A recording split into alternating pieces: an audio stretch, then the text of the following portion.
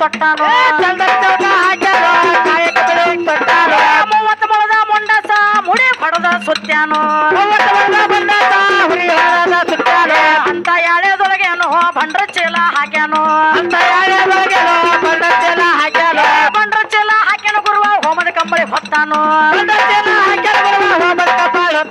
ಹೋಮದ ಕಂಬಳಿ ಹೊತ್ತನು ಗುರುವ ನೇಮದ ಬೆತ್ತ ಹಿಡ್ದಾನು ನಮ್ಮ ಗುರುವಿನ ಮಾರಾಗ ಬಂದ ಇಲ್ಲಿಗೆ ನಿಂತಾವು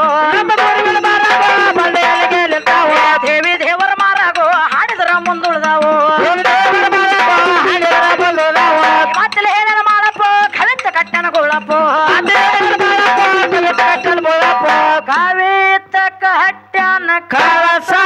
ಎಟ್ಟಲ ಹೊಲ್ಲದಾಗಿ ನನ್ನ ಗೌಡಾಲು ದೇವರ ಬಲ್ಲನಗೆ